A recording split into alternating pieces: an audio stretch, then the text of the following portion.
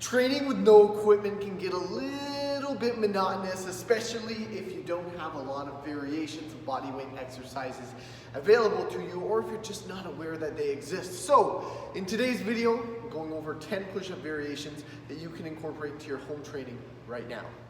We'll run through these 10 from easiest all the way to most challenging.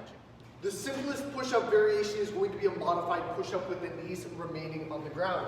So hands are positioned directly underneath the chest, creating outward torque by twisting the palms into the floor, but not actually turning your hand position.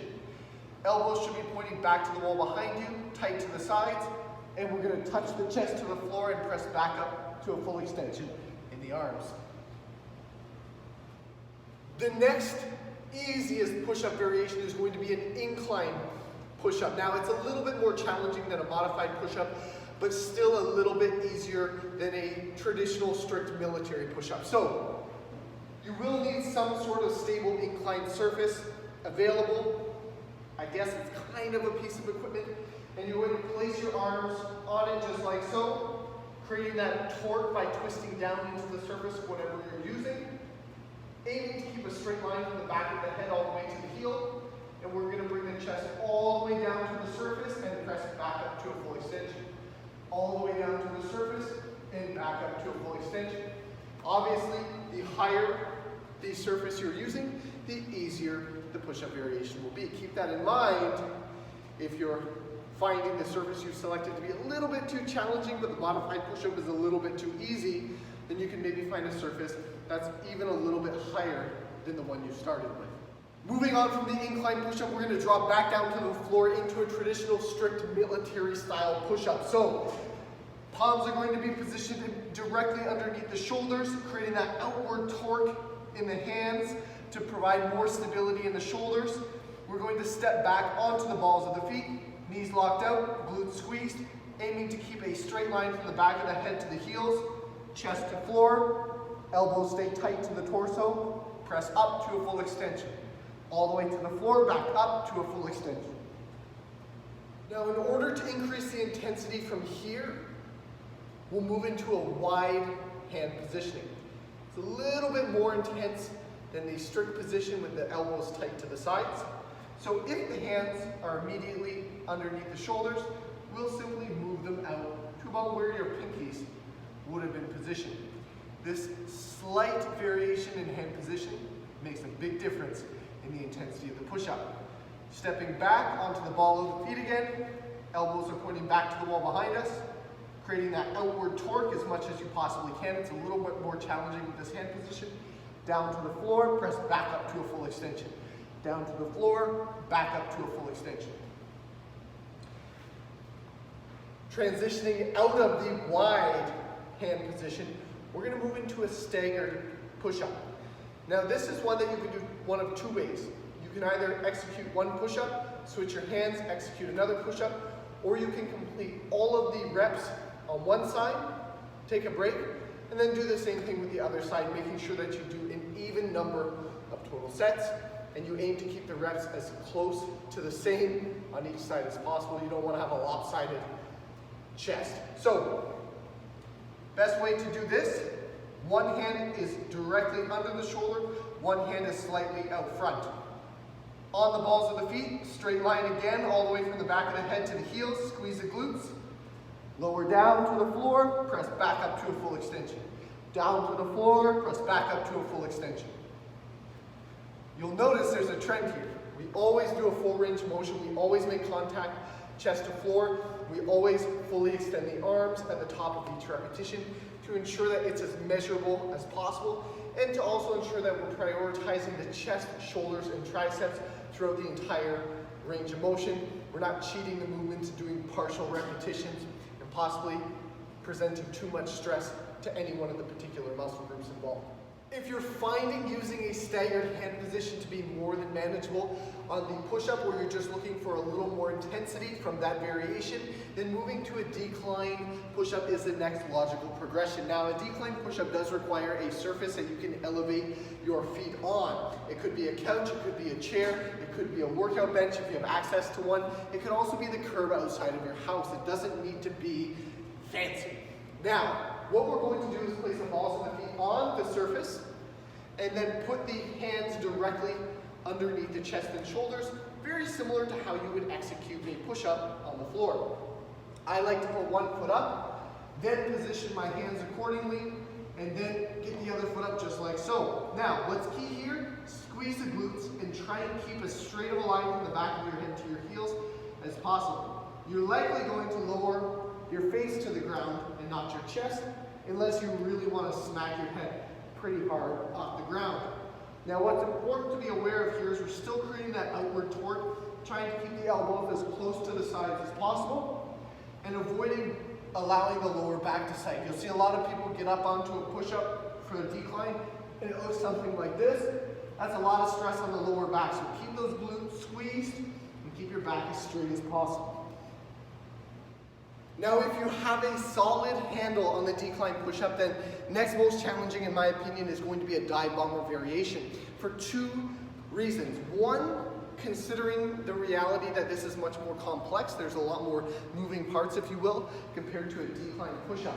A lot of carryover strength from the decline push-up will apply in a dive bomber, but you'll see a lot more going on in terms of execution. Now, the other contributing factor that makes these so much more intense is the relative time under tension. One dive bomber push-up takes significantly longer than basically any other one rep of any other push-up variation. So, knowing as much, it's kind of tough to describe your setup, but you're gonna look kind of like this. We're gonna have a wider stance, and you're going to position your hands underneath the shoulders, but you're kind of like in a partial bear crawl triangle starting position. And from here, you're going to imagine that you have a fence, and you're trying to duck underneath the fence. So you're gonna dive bomb the chest right down to the floor and squeeze underneath, fully extend at the elbows, and that fence is still there. So you gotta draw yourself back up, just like so. Underneath, raise the chest, and come right back out. As you can see, quite a bit more challenging, requires a lot of upper body strength to execute properly. If those feel easy to you, or at the very least manageable, you're looking for something a little more challenging, or you're trying to add more variety and break up monotony with your home workouts right now, I've got more. Next up is something you've probably heard of before. It's a diamond push-up. Now, this might be a common push-up variation, but it's hard. Not a lot of people can do diamond push-ups properly. So what we're going to do is position the hands together just like this. Index fingers touching, thumbs touching. Should look kind of like a diamond-y triangle shape, hence the name. You're going to position your hands on the ground directly underneath the center of your chest.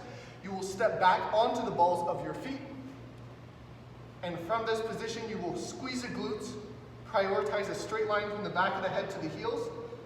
You will control down until your chest touches the floor and then press up to a full extension. You'll notice that if you have weak triceps, you are really gonna feel these in your elbows.